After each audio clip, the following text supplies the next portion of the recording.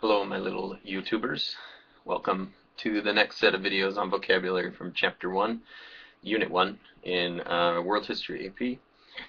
The words that we're going to be looking at today in this session are Nomads, Mesopotamia, Sumerians, Polytheism, and city-states. So we'll spend a brief minute on each word. I'll see if we can manage this video to about 5 minutes. We'll see. Okay, so first word, nomads. Nomads, as you may have already guessed, are kind of the opposite of civilization. So nomadic peoples, or nomads, are hunters and gatherers and people who wander instead of staying settled down.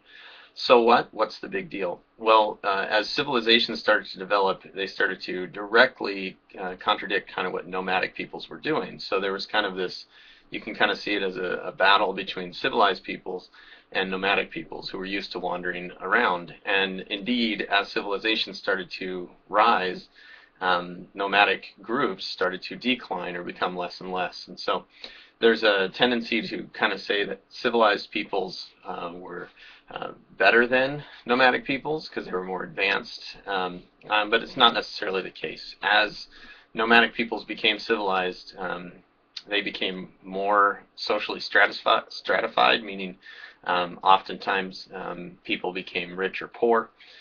Women became less important in a society that was civilized, and nomadic groups, even to this day, tend to be more socially equal and have actually less work and more time for entertainment or fun. So that's just what nomadic peoples are, but they're less and less as people have become civilized.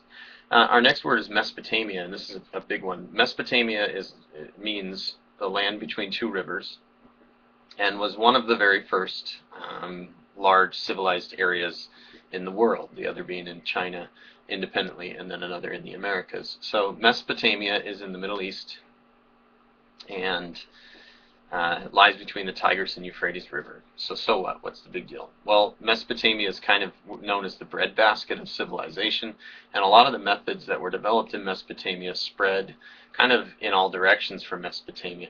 Mesopotamia also, unlike China, did not develop one single form of culture or politics or religious ideas. It was very diverse and remains to this day very diverse. So Mesopotamia is the area that is modern-day Iraq, Iran, and there's diverse religious beliefs, there's diverse ethnic identities, and linguistically, culturally, very diverse area. And was, even in antiquity, an area that was diverse because people often kind of fought with one another. It wasn't a huge united empire. So that's kind of the significance of that term. The next term is the Sumerians, and the Sumerians were some of the first peoples in Mesopotamia. They're the first peoples who, so the definition is the first peoples in Mesopotamia who developed a writing system. And oftentimes the area that they lived in is known as Sumer. So the Sumerians kind of ruled this region for a very long time, had the first written system, had a sophisticated political organization, sophisticated religious beliefs, and remained in power and had kind of the first big influence over this region until they were conquered by other groups of peoples. And this kind of leads itself to the next two words. So the next two words are polytheism and city-states. So polytheism, the basic definition, is the belief in many gods or many deities. Deities meaning holy or godlike beings. And so polytheists are people who believe that there is not just one single god, but there are many different gods. And usually these gods in primitive societies, and even up until today, represent kind of diverse forms of human activities or natural tendencies. So there might be a god of water, or god of rain, or god of the sky, or goddess of nature, or goddess of the animals, or different animals. And so polytheistic beliefs were kind of the very first and most universal religious beliefs.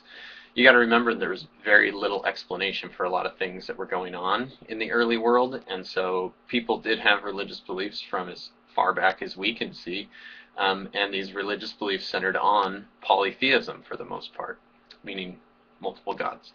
And we'll look at some contradictions as we move forward. The last word in today's session is city-states, and so city-states directly relates to Mesopotamia, because this was the form of government which was most prevalent or most common in Mesopotamia. And a city-state is simply one small area or city-sized place that was ruled by one king or group of kings or nobles. And so Mesopotamia was kind of, what was the significance of the city-state? Mesopotamia was kind of dotted by all sorts of city-states all over between the rivers, and these city-states were kind of constantly fighting with one another. They may have worshipped different gods. More importantly, they built their own city and structures, and they were never really fully united in Mesopotamia. So city-states are smaller, less unified types of government as far as terms with all around them. If we compare this to a place like Egypt, which was more of an empire, the civilization of Egypt was just about as large geographically as Mesopotamia, but all of Egypt was under the power of one big pharaoh rather than being a bunch of different independent competing city-states. So that's kind of our basic term for city-state. Okay, stay tuned next time as we delve even further into this exciting unit.